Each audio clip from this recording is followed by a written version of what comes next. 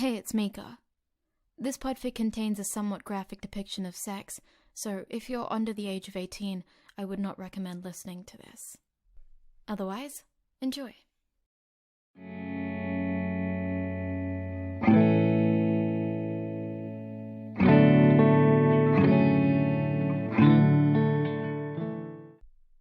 Storm in a Teacup by Faithwood. It all happened because Potter was apparently unable to get a haircut. His hair had always been a wild mess, but these days the jet black strands were everywhere. They curled around his ears, brushed against his cheeks, and would surely try to poke Potter's eyes out if Potter's glasses didn't protect them. Draco suffered a severe case of second-hand itchiness whenever the damned things attacked Potter's face. Potter, on the other hand, was apparently unconcerned by the ridiculous state of his hair, and he seldom reached up to brush away a strand or two, not even attempting to repeat the motion when the insolent strands neatly returned to their attacking ways. A particularly stubborn lock was always intent on tickling Potter's right cheek. It stuck out longer than the rest, and was one of the precious few that had the ability to attract Potter's ire. Not that the impatient tug of Potter's fingers ever successfully tamed it. One day, Draco was sure, he would lose his patience and curse the shocking black chaos off Potter's head. To be perfectly honest, it wasn't just the hair. The adoring masses with yet unheard of ability to swoon and simper were equally at fault. Draco couldn't help drawing a parallel. The Hogwarts student body was a lot like Potter's hair. A wild mess of black, intent on claiming at least a tiny part of the great Harry Potter. It wasn't like they chased him around, exactly, but that was only because Potter had learned the hard way not to run and give them ideas. But someone always had something to say to Potter, something to show him, something to give him. They stopped him in the corridors to shake his hand and give him chocolate, to ask him something about defensive spells, to talk to him about the weather and the likelihood of rain next weekend, which coincidentally was a Hogsmeade weekend, and, "Oh, are you going with someone, Harry, or will you go with me?" Potter would smile and shake his head, then walk away to disappear as mysteriously as a ghost, undoubtedly with the aid of his invisibility cloak. Where Potter disappeared to, no one knew. Except maybe Granger and Weasley, but they weren't telling. The most popular theory was that Potter ran off to shag some oh-so-fortunate girl. If he were truly shagging someone for hours every day, it would at least explain the state of his hair. No one could blame Draco for being curious. Everyone was curious, but not everyone knew Hogwarts' hidden passageways as well as the person who had spent a year trying to find a way to let Death Eaters into the castle. Though not proud of the reason he'd obtained that knowledge, Draco was grateful for it when he finally discovered Potter's hideout. It wasn't an earth-shattering discovery. He found Potter in a narrow corridor on the 4th floor, sitting on the floor of a small alcove, brightly lit thanks to a high window overlooking the lake. He was alone and appeared to be studying. Definitely not shagging anyone. He looked up when Draco stepped forward, then blinked twice. A strand of black hair was dutifully tickling his right cheek. "Sorry," Draco hurried to say, before Potter drew a conclusion of his own. "I didn't know this place was occupied." Ink dripped from Potter's quill down to the yellow parchment. As far as Draco could see, other than a few black blotches, the parchment was empty. "I didn't know people knew about this." "Is this—" A tentative smile stretched Potter's lips. "Is this your spot or something?" Draco had only been here once before, nearly 2 years ago. He shrugged. "Sometimes." He returned Potter's smile. "It doesn't matter, though. I'll find another spot." He turned a little, as though to leave. Potter scrambled to his feet. "No, I didn't know. I never saw anyone here, so I assumed... He stuffed the parchment into his bag and bent to pick up his books. I'll leave. And that perfectly summarized every interaction Draco had had with Potter ever since they'd returned to Hogwarts to finish their schooling. As though, through some unspoken agreement, they always ended up trying to out-nice each other. Draco wasn't about to lose now. Really, Potter, there's no need. You're studying. I only came here to stare at the empty walls and brood. Potter laughed. He had packed his bag already. Did it truly look like I was studying? That's brilliant, because I was only pretending, just in case Hermione showed up. I see. So you were actually wanking. Potter coughed a little. He must not have expected Draco's conclusion. No. That would be embarrassing, in case Hermione showed up. Draco finished with a snort, then replayed his words in his mind and hurriedly corrected himself. Granger, I mean. It really sucked when one blindly repeated another's words. He didn't go around calling Granger Hermione like they were or wanted to be friends. Potter looked like he was trying hard not to laugh too much. His cheeks were flushed. Now he'd probably go around telling everyone he knew that Draco privately thought of Granger as Hermione and was perhaps secretly in love with her. Potter's hair was vibrant, clearly in hyper-attack mode. One strand even sneaked in beneath Potter's glasses to tease Potter's eyelashes into excessive blinking. Draco had to leave now or risk doing something stupid, like hexing Potter bald or, worse, walking over to free Potter's face by capturing the mad hair with his hands. I'm not emotionally attached to this place, Potter, he said. It can be your spot. He turned and hurried to leave before Potter could argue back. It occurred to Draco later that the narrow corridor and the small bright alcove were perfect for studying in peace. Potter was unlikely to return now that his place of solitude had been desecrated by Draco's presence, so it could very well be Draco's study spot from now on. Draco went back the next day, armed with books, parchments, and quills. He sat cross-legged on the floor and conjured a hovering wooden board to serve as a desk. It was a bit wobbly, and it liked to bounce if Draco thought about what to write for too long, but he'd made some significant progress on his transfiguration essay before Potter showed up. Or, rather, burst through the tapestry that marked the entrance. He was flushed and panting, and partly invisible. Head, chest, and one hand was all Draco could see of him. Why is it, Draco said, when Potter spotted him, that you can stand your ground when facing a dark lord, but run like the wind when a little girl wants to give you chocolate? Potter was apparently agitated enough to try and brush hair away from his face. It made Draco feel special. I thought you come here rarely. Draco nodded. Today happens to be rarely.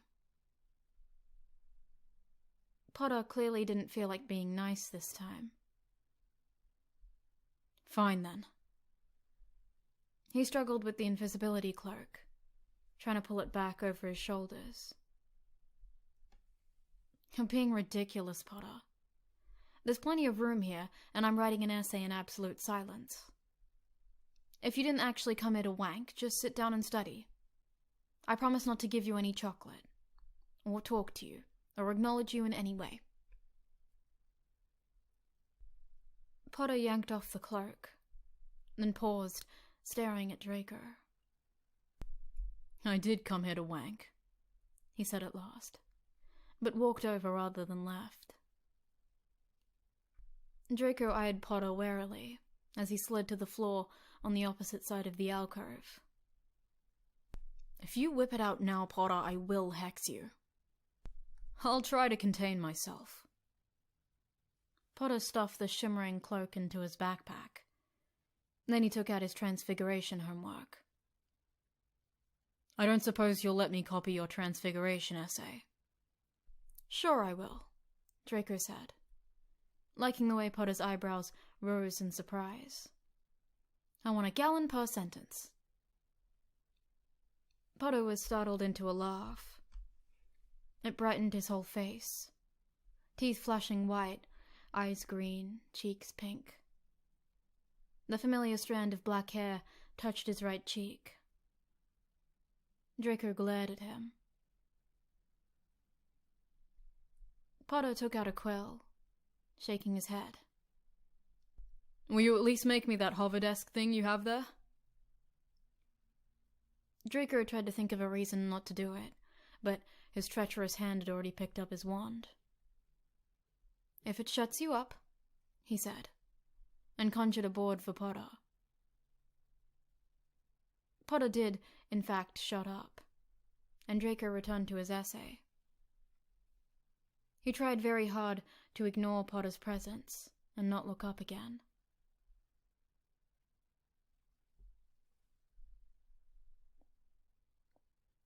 Is it always rarely? Potter asked the next day, when he found Draco in the alcove. I changed my mind, Draco said. This is my spot, and I'd like to keep it. Potter sighed and turned away. You can stay, Draco hurried to add. Just be quiet and stop bemoaning my presence. And cut your hair, Draco wanted to add. Potter studied him for a moment. Don't you come here to be alone? I come here so I wouldn't feel like someone's constantly staring at me. I trust you not to do that. The last bit sounded bitter to Draco's ears. He hoped Potter didn't catch it. Potter nodded and looked away, as though to prove he was indeed not interested in staring at Draco. He moved to a spot in the alcove, and Draco conjured another hovering desk for him without a word.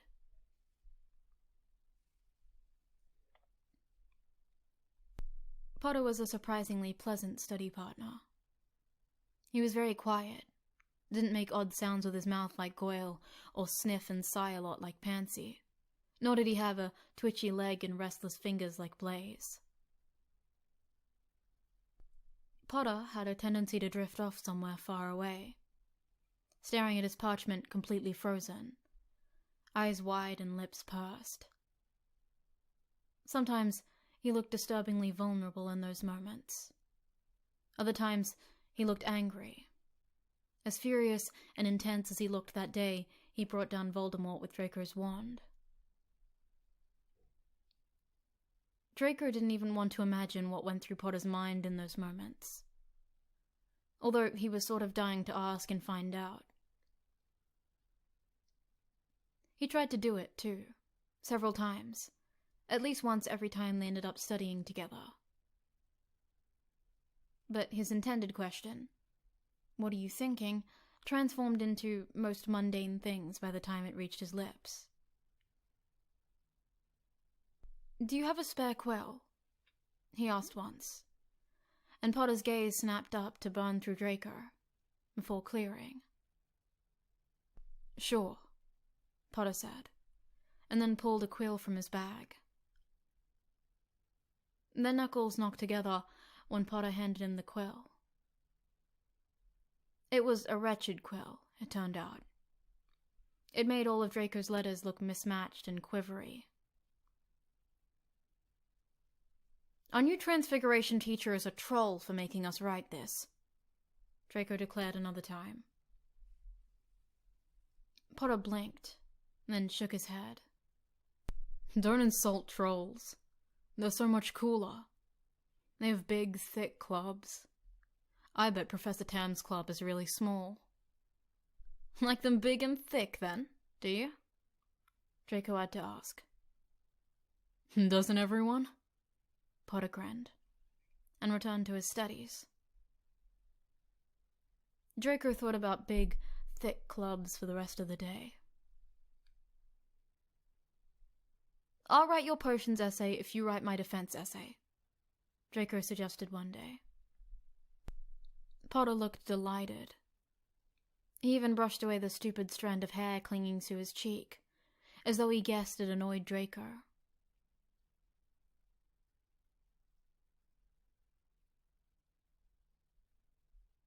A week after they both got high marks for their respective essays, Potter arrived at the alcove, looking oddly flushed and restless.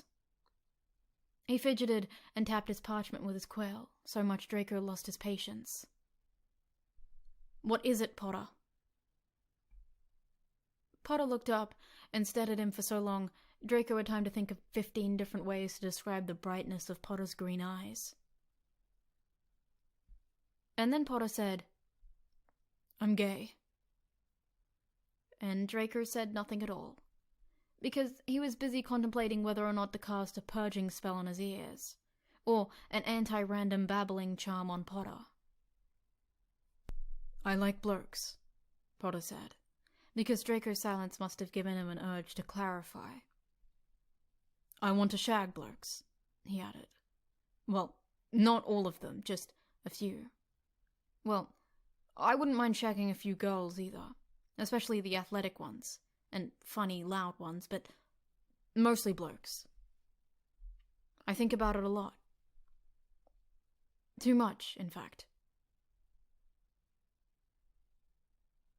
Draco found his voice. He'd apparently lost it somewhere in the depths of his stomach, and it came out in a strained whisper. "Why are you telling me this?" Potter was still staring, wide-eyed. "Because I need to tell someone. It's driving me mad. And, well, you can't exactly tell anyone, can you?" Draco never liked it when people told him what he could and could not do. "I can," he assured. "Well, yes, I suppose. But no one will believe you're telling the truth. They'll just think you're making stuff up to be mean." That hurt. It was true, sure, but it still hurt. Potter must have realized it. "I'm sorry, that was rude. Sometimes I'm not sure how to not be rude to you." "I get it," Draco said. Perfectly normal attitude for a complete ponce. Potter's sudden smile looked uncertain. "You're teasing, aren't you? I can never tell." "I'm always perfectly serious, and I hardly ever tease," Draco said. "Now please fantasize about shagging blokes quietly. I have an essay to write." Potter laughed, a breathless, quiet sound, and Draco shut him up by conjuring a hovering wooden board, which flew at Potter and smacked him firmly in the chest. Silence reigned, but Draco had trouble with his essay. The air in the alcove was sparse, and his vision was curiously blurry. He was trying hard not to imagine what Potter was thinking about.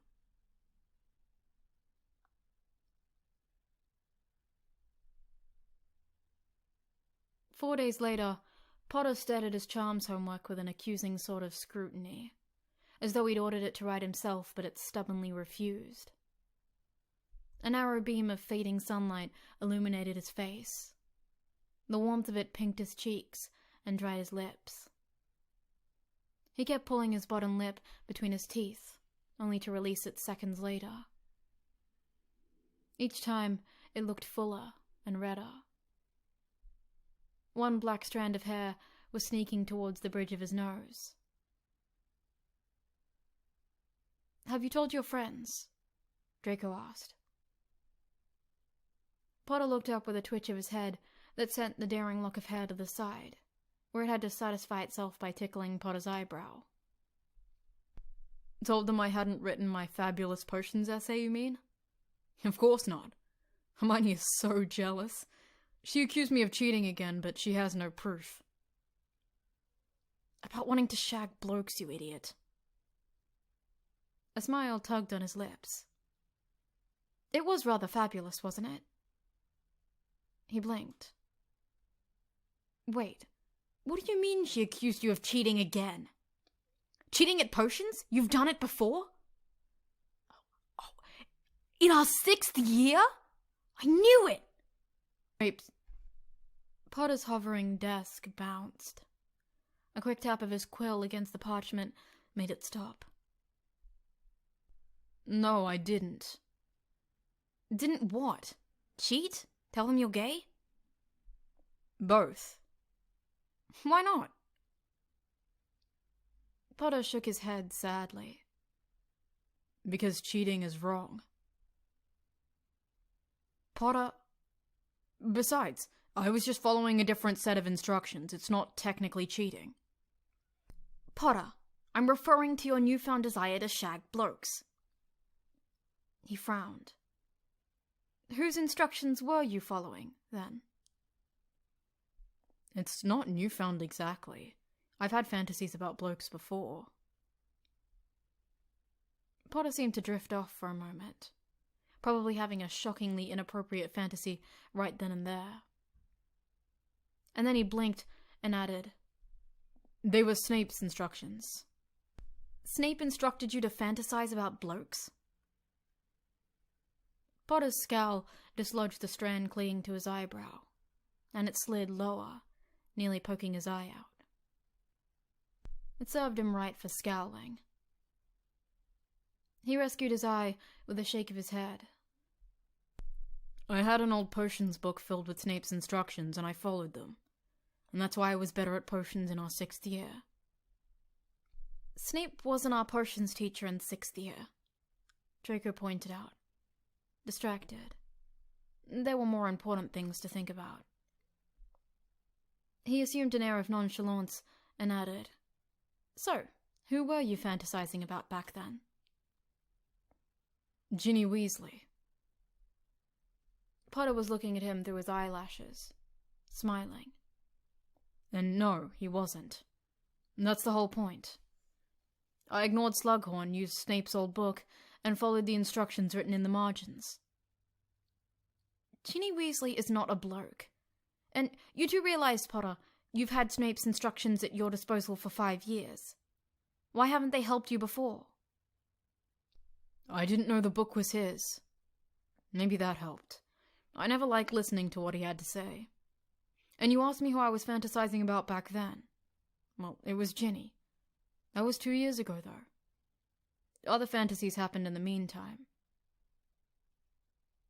So, who is it? A student? A professor? A Quidditch star? It was probably Victor Crumb. Everyone fantasized about Victor Crumb. All of the above. You have a very slutty mind. Doesn't everyone? Mine's very monogamous, actually. Oh? Who's your special fantasy person? Draco had to consider it.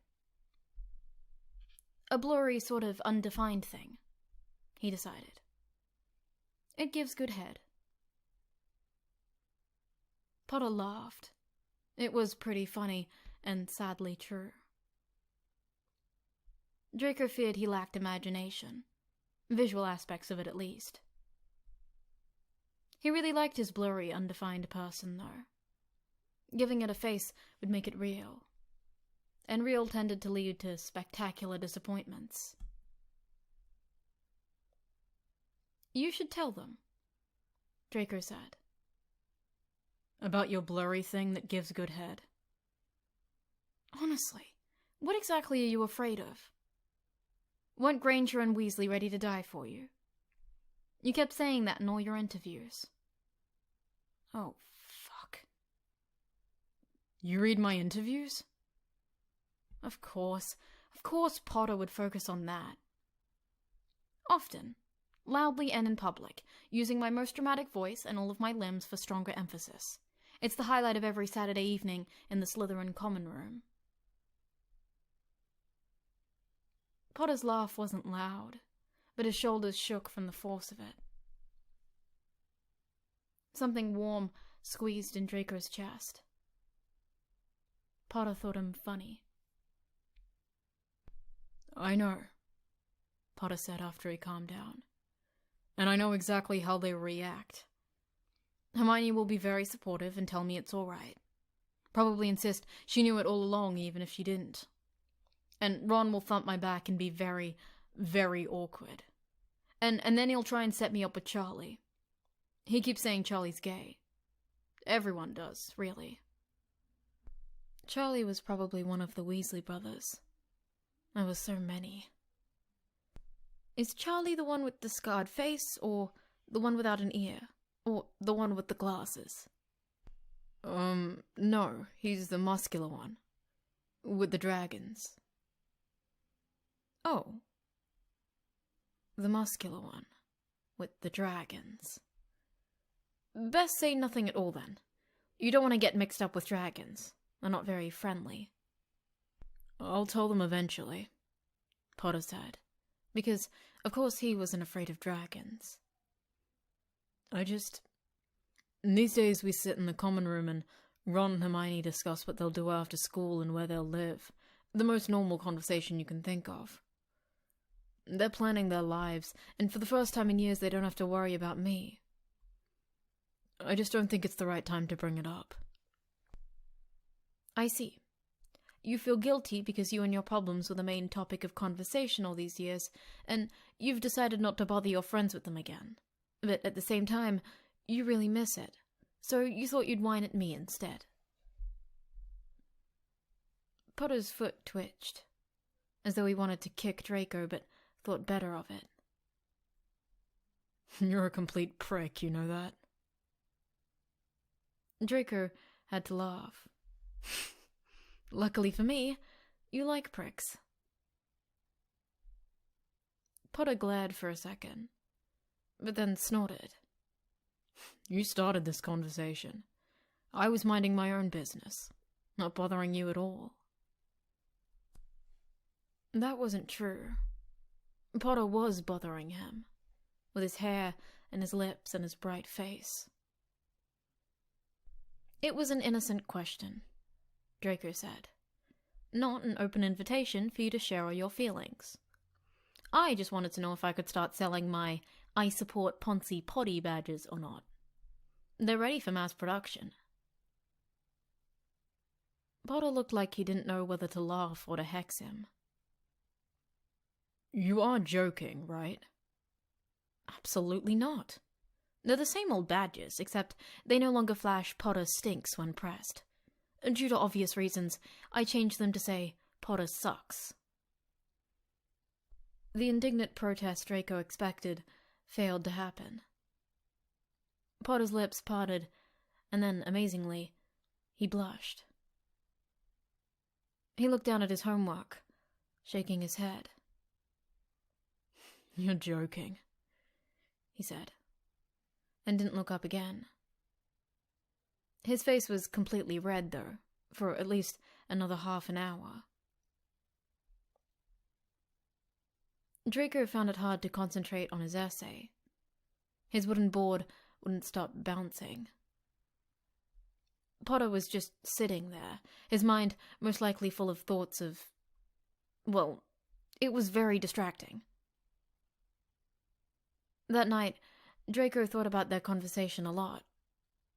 He decided it had been inane and ridiculous, and his replies lacked bite and weren't amusing enough, but he couldn't help replaying parts of it in his mind with a vague sense of satisfaction.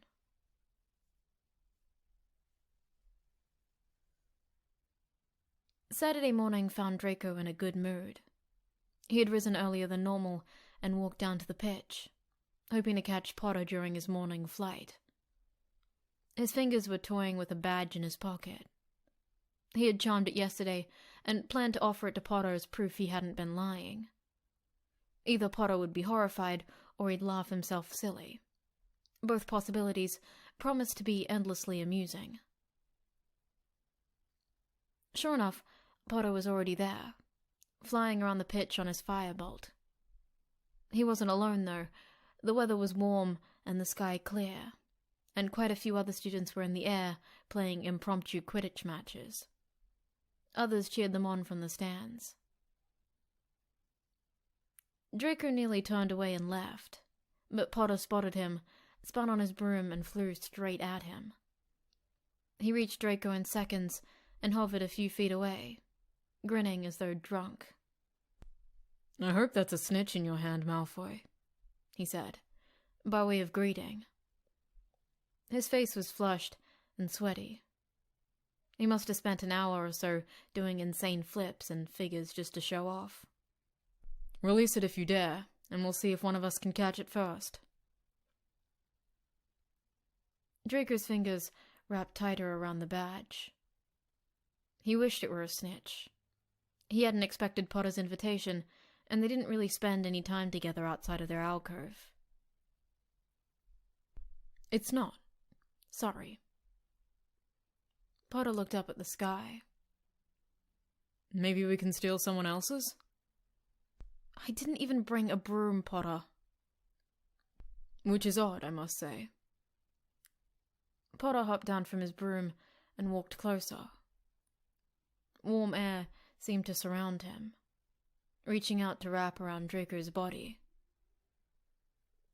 "I just wanted to have a quick one-on-one with me."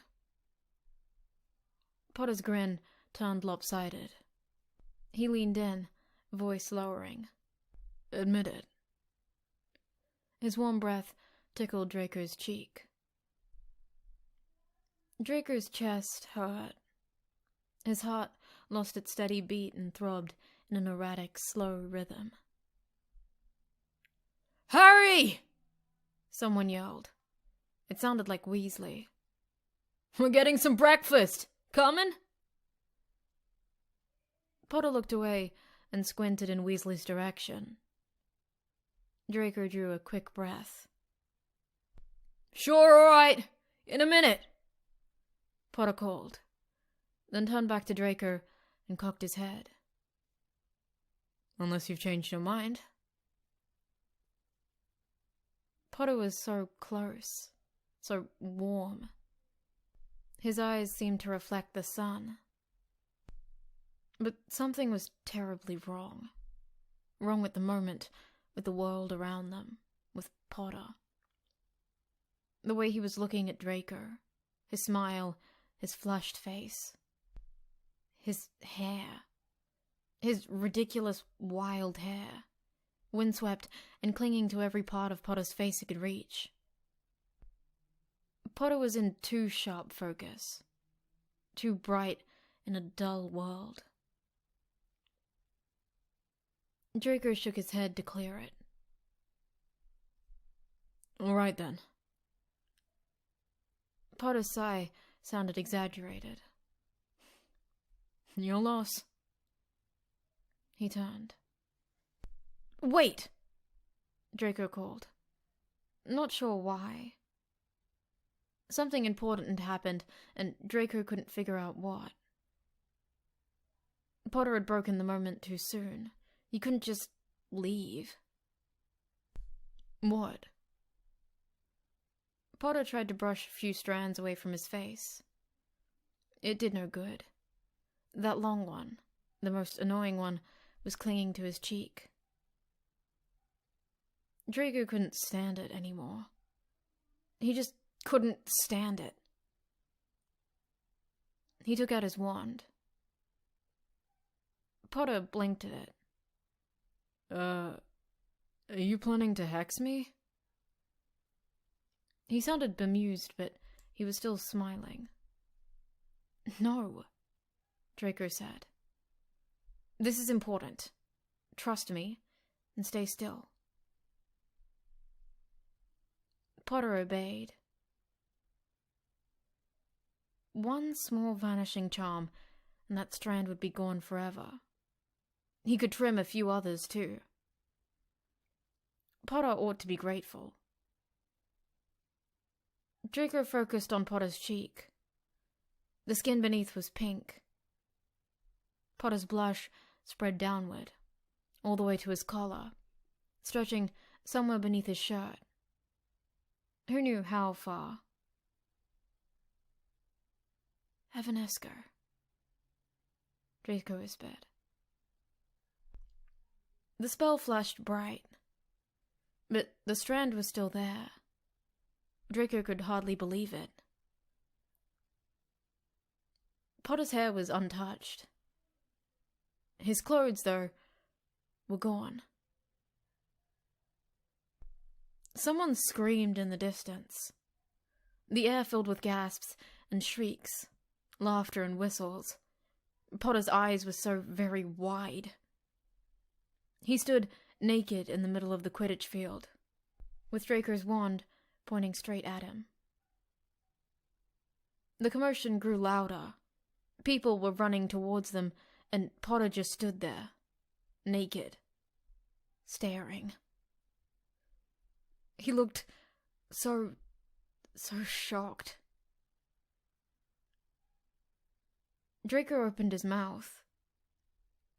I didn't... What could he possibly say? He had no explanation, no excuse. He didn't even know what had possessed him to lift his wand and vanish Potter's hair. Why do it now? Why had he done it now? Where was the time turner when you needed it? Draco took a step back and did the only sensible thing he could think of. He spun around and bolted. Moments later, in the safety of the castle, he realized he had dropped and lost the badge.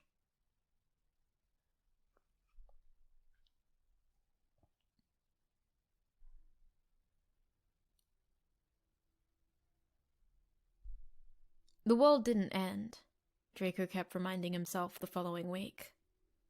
Besides, the consequences weren't as bad as they could have been. Potter's friends were very, very cross, and had exhausted their facial muscles by glaring and scowling at Draco excessively. Draco was used to worse. They didn't even try to hex him. McGonagall had deducted 100 points from Slytherin and gave Draco detention, cleverly choosing to assign him to Hagrid for maximum punishment. But that was nothing Draco hadn't experienced in the past.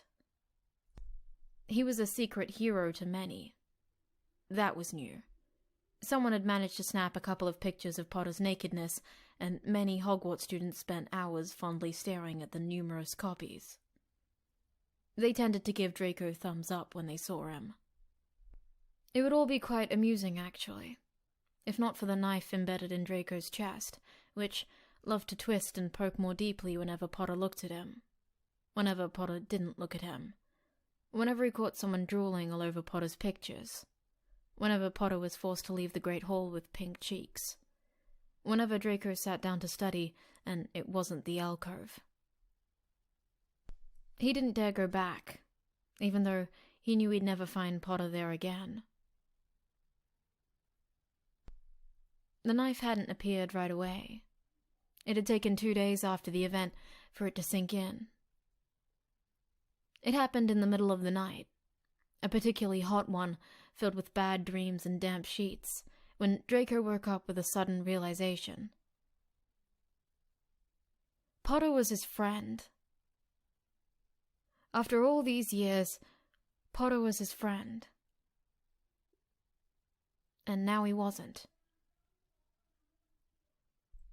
The pain in his chest began in that moment, and it wouldn't stop. He thought about trying to explain himself to Potter. He thought about it a lot. He'd tell Potter he didn't want to humiliate him in public. He just wanted to fix his hair. But Potter wouldn't believe him, of course. And it wasn't really true anyway. It was never about the hair. Draco realized that, too. It had shoved the knife even deeper. On the bright side, since he walked around feeling like someone was constantly stabbing him, and like he was half dead already, it apparently made him courageous. And Draco needed courage when Hagrid sent him alone into the Forbidden Forest to collect all the knotgrass he could find. The special sort, with extra flavor and nasty temper, which was perfect if one was brewing knotgrass mead. Once, Draco would have filed an official complaint for being forced to aid Hagrid in such inappropriate endeavors, but now he just couldn't be bothered. The forest was dark and brooding, and smelled of danger and rot, and it suited Draco's mood perfectly. He found a rich green patch with ease. He didn't even have to walk far into the forest. He set aside the leather drawstring bag Hagrid had given him, and knelt, careful not to touch the grass with his knees. It liked to sneak towards its victim, wrap around it, and tie it in firm, unbreakable knots. The trick was to snatch one blade of grass at a time and hastily petrify it. The patch looked unruly and wild, and deceptively still. It reminded Draco of Potter. He picked the strands and petrified them with glee. He barely flinched when something rattled in the bushes. He merely glanced up when a thestral swooped down to snatch some poor squirrel from a tree branch. He wasn't even tempted to scream when the air shifted to his right and shimmered away to reveal Potter. He didn't scream, but the knife in his chest twisted. For a moment, he amused himself by thinking that perhaps this had been Hagrid and Potter's plan all along. They meant to lure Draco into the forest and exact revenge, perhaps vanish his clothing and leave him for the werewolves to find. It would have been preferable to what Potter was obviously here to do. Potter leaned against a tree trunk, hands in his pockets, and stared at Draco. He wanted to talk. It was written all over him. "I'm busy," Draco said, not looking up from the grass in his bag. It tried to wrap around his finger, and Draco shot a spell at it. He set it into the bag, careful not to break it. "Just thought I'd return this." Something whooshed through the air and smacked Draco's shoulder. Draco glanced at it out of the corner of his eye. It was the "I support Poncy Potty" badge. It landed neatly in the knotgrass patch. The grass wrapped around it with delight and swallowed it. "Thanks a lot, Potter. I didn't have a spare, you know." Draco charmed 3 more blades of knotgrass before Potter spoke again.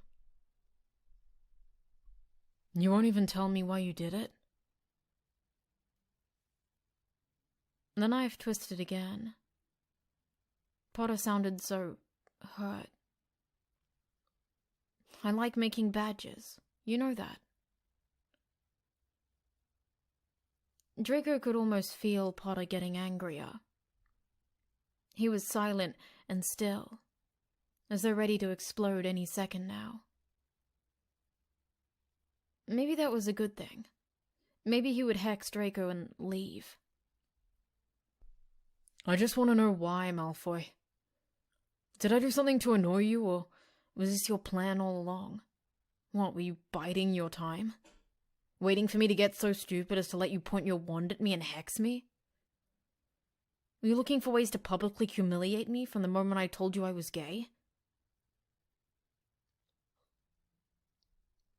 Draco didn't know what to say to that, except the truth. "Actually, I just wanted to fix your stupid hair, but I missed." Of course, the truth was a joke. "Malfoy," Potter sighed. It sounded shivery, somehow, like Potter was about to cry. Draco looked up in fright. Potter didn't seem weepy, though. He just seemed disappointed, betrayed. "Why do you hate me so much? Even after I... Why? Even after you what?" Potter kicked the ground with his foot. "You know what?" Draco knew what. "Were you expecting gratitude?" Actually, no. Not from you. I was expecting lack of hatred. I thought we'd moved past that. I thought... Draco petrified the blade of grass in his hand so forcefully it turned into green ice. It sparkled up at him like a gemstone, and Draco crushed it in his hand. Potter wasn't finished. Were you sitting in that alcove every day, hating me? Draco had a crazy urge to laugh. He didn't laugh, though. He said, "I was aiming for your hair." For fuck's sake, Malfoy! Can't you just say it? Just tell me how much you hate me. You clearly do, so why won't you say it? Draco drew a calming breath. "I was aiming for your hair." Malfoy! Draco shot up. I was aiming for your stupid hair, Potter! Sparks flew out of his wand. His throat hurt. Potter was armed in a second, poised to strike. Right. All right, I hear you. You wanted to vanish my hair, not my clothes. Is that some sort of excuse? How is that any better exactly? Potter's eyes were searching Draco's face. Or are you actually insane? Draco was insane. He turned mad in exactly that moment. He felt it happen, a switch flipping in his head. He charged at Potter, not even caring that Potter had his wand pointed at him. Draco's wand had fallen to the forest floor. He didn't care. He crushed Potter against the tree with his body. Potter's wand was trapped between them, but neither Potter nor Draco paid any heed to it. Potter was staring at him, eyes as wide as they had been when Draco had spelled his clothes away at the pitch. "This strand, right here."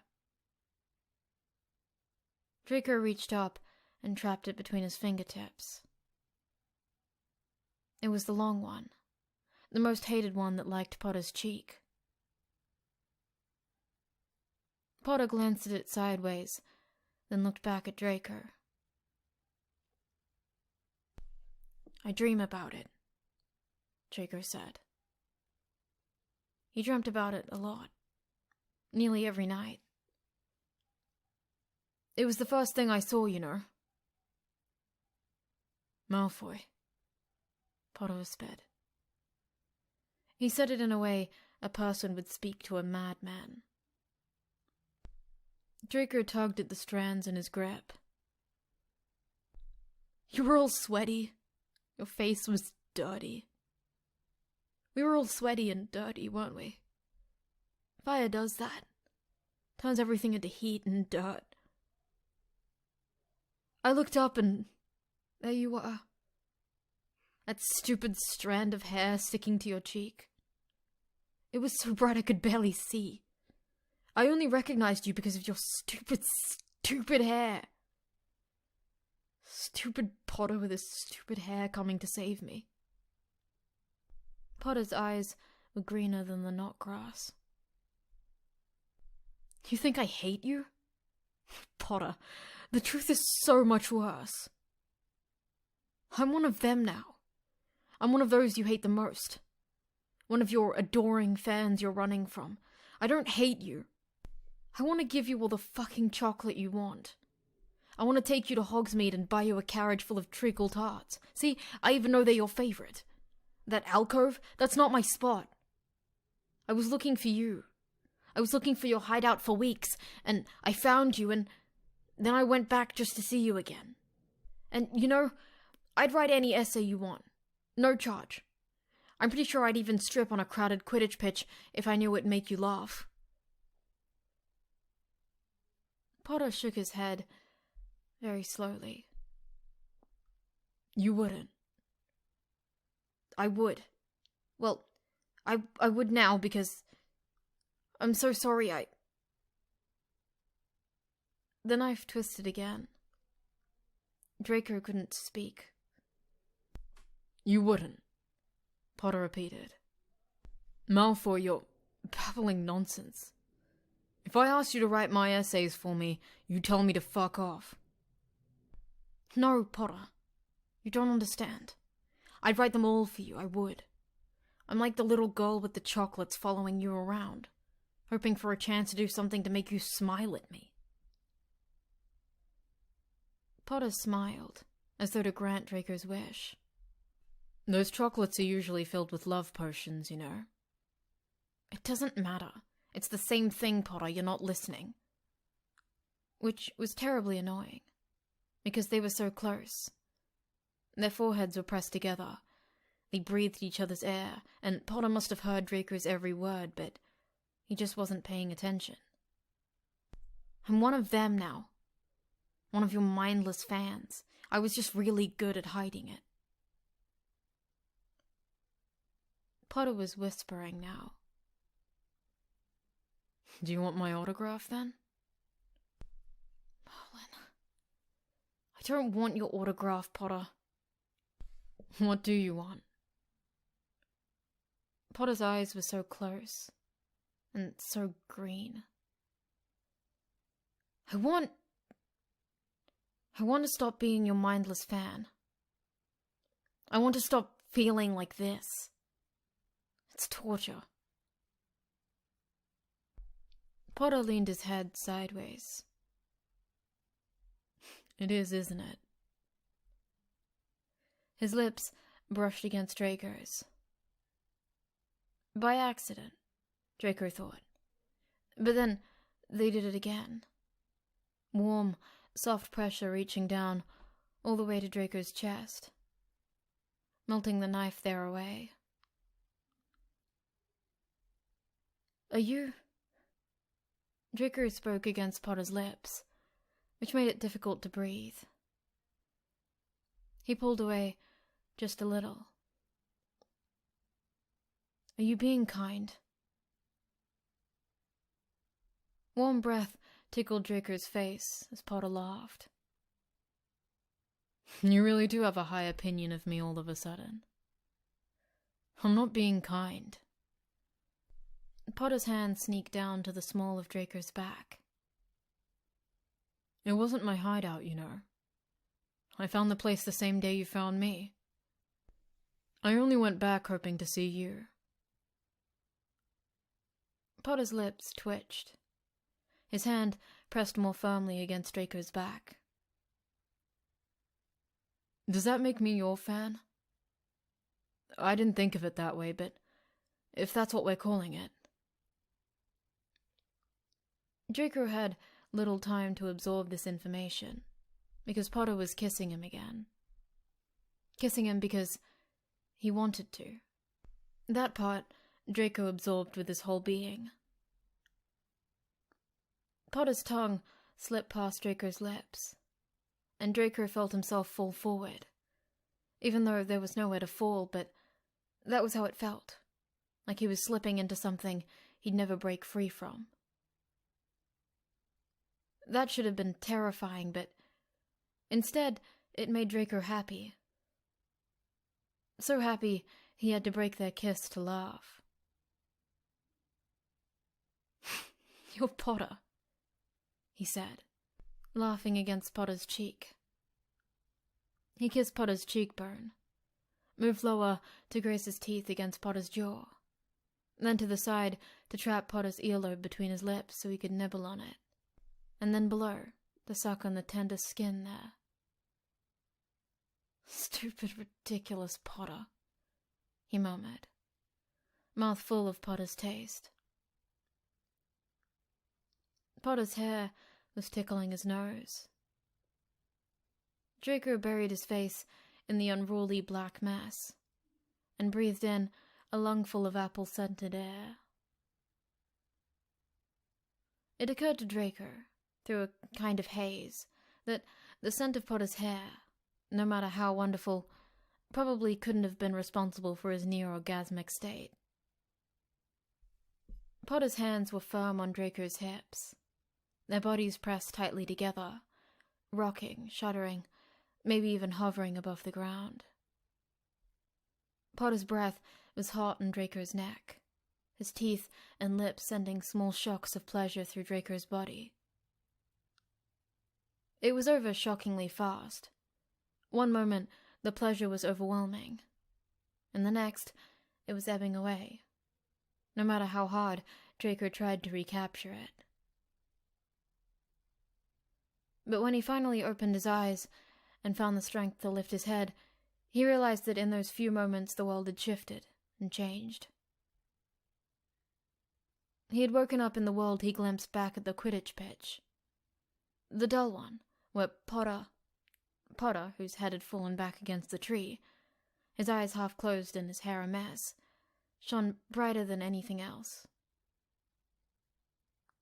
But this time, it didn't feel wrong.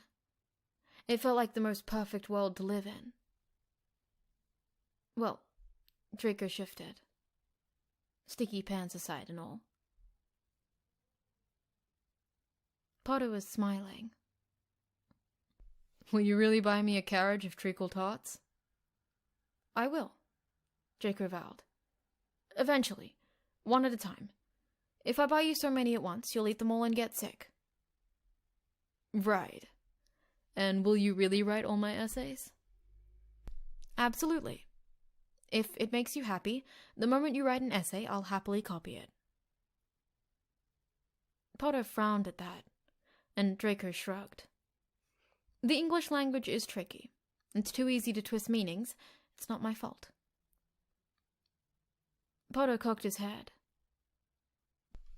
Will you at least take off your clothes on a crowded Quidditch pitch? Draco felt a stab of guilt. That would be fair, he supposed. All right, I'll do it. Potter laughed. You must have something impressive to show. It felt impressive earlier. He leered a little, but the effect was ruined with a slight blush. Draco beamed. I think I'd prefer a private show, Potter decided. It can be arranged. I know just the place. Draco grinned. But then some of his lost reason returned to his mind, and he glanced back at the patch of knotgrass. His bag was gone.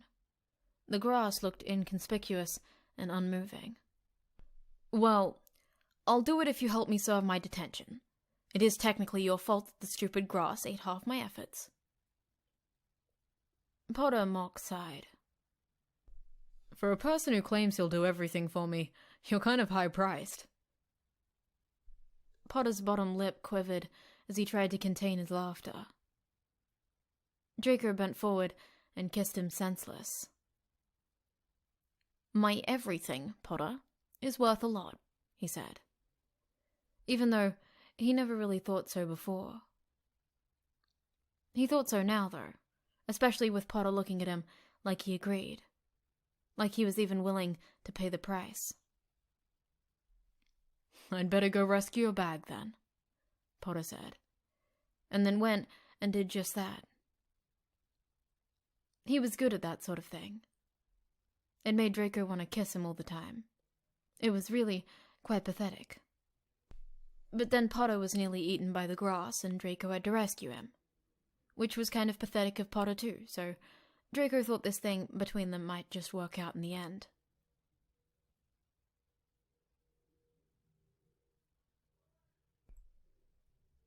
They spent the evening in their alcove. Draco conjured a makeshift bed, and Potter conjured blankets. The blankets soon disappeared, and the bed was very bouncy, but it served its purpose. Potter was laying down on his side, propped up on his elbows, fingers toying with Draco's hair. You know, he said, with a soppy sort of smile, the kind that only happened after a couple of orgasms. I really like your hair, too. Draco snorted, smug. He was in an exceptionally good mood. Earlier, Potter's hand had travelled downwards, and his fingers had slipped between Draco's buttocks, and then pushed inside. Painfully gentle and shockingly skillful. It was a strange feeling. Exposing. Too intimate. Burning in a way that made Draco ache for more. Traces of Potter's touch lingered even now. It made Draco squirm constantly. He was suddenly too aware of that part of his body. "That's only natural, Potter," he said. "Everyone likes my hair. The Malfoy's hair has been admired through centuries. People wrote songs about it. This, on the other hand..." Draco reached up to grab a fistful of Potter's hair. "Looks like something my house elves use for dusting. Liking that is a sign of definite madness." "Maybe I should cut it. That never really worked well in the past, but who knows?" Draco's grip on Potter's hair tightened. "Don't you dare! Not ever, Potter!" Potter placed a palm off Draco's naked chest. "I won't," he said. "Breathe." "It wouldn't suit you anyway." Draco eased his grip. The bed bounced. "Merlin," Draco sighed. "Why is everything you conjure so demanding?" Spoken like a lazy person. Potter's hand travelled down Draco's body to wrap around his prick. It was soft, but it wouldn't stay soft for long. Not with Potter touching it. "If I'm so lazy, then why am I doing all the work here?" Even as he grumbled, Potter edged downwards until he was settled on his belly between Draco's legs. His face was alarmingly close to Draco's crotch, his hand squeezing and stroking constantly. Draco eyed Potter's caressing fingers. "If you manage to get it up again, I might be persuaded to fuck you," he said. Potter stared at him, unblinking. Draco's skin heated all the way to the middle of his chest. He looked away. "If you'd like," he added. Potter gripped him harder and breathed hotly against the tip of Draco's prick. Draco shuddered. "Am I competing against your blurry thing?" Potter's voice was so low, so rough, Draco almost jumped out of his skin. His prick twitched. "Of course," Draco breathed, "and countless other people who gave me blowjobs in the past." "Countless?" Potter's tongue peeked out to give Draco a teasing lick. Draco tried not to squirm too much. A moan escaped him. It was too hard to lie at this point. It's hard to count zeros. Potter's lips closed around the tip and sucked a little before pulling away. "But the blurry thing? It's probably spectacular. How could I ever compare?" "You can defeat anyone," Draco said mindlessly. Potter laughed, then sucked Draco's prick into his mouth and proved Draco right. Draco got harder faster than he thought possible. Afterwards, Potter lay down on his stomach and let Draco do as he promised. Once again, Draco came with his nose buried in Potter's hair.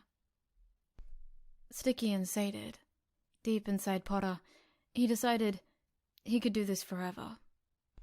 He would have to, he supposed, or he would end up regretting and possibly sniffing black feather dusters for the rest of his life.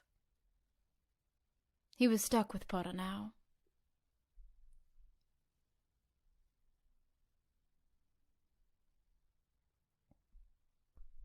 "Have you told them?" Draco asked. He was whispering because they were in the library.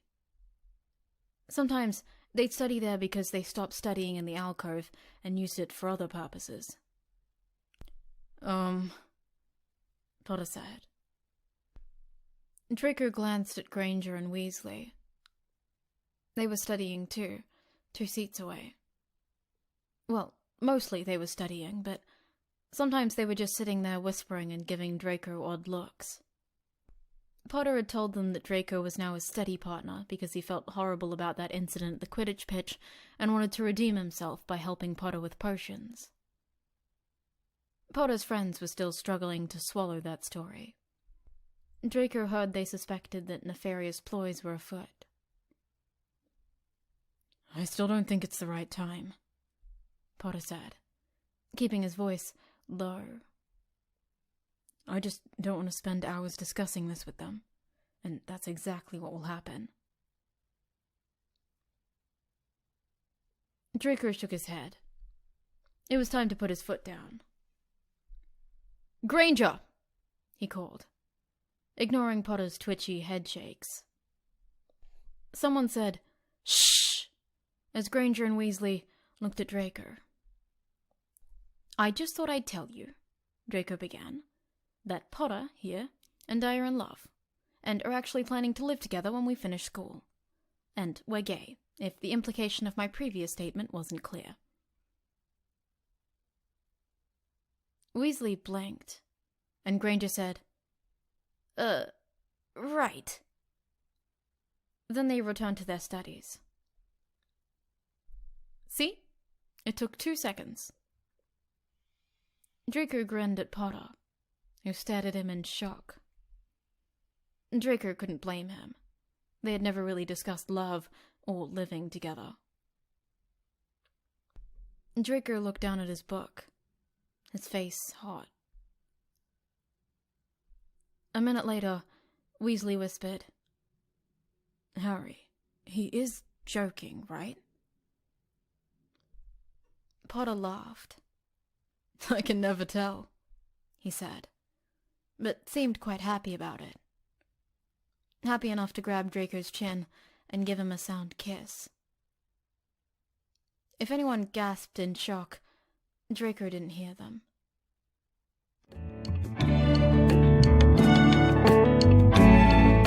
Hey, it's Mika. If you enjoyed this podfic, please consider subscribing to my YouTube channel or following me on Spotify for updates and new content weekly. Also, consider supporting me on Ko-Fi, link in the description. Anyways, I hope that you have a great day or night, and that your favorite author posts the exact fanfiction you visualized when you were meant to be doing work yesterday. Until next time.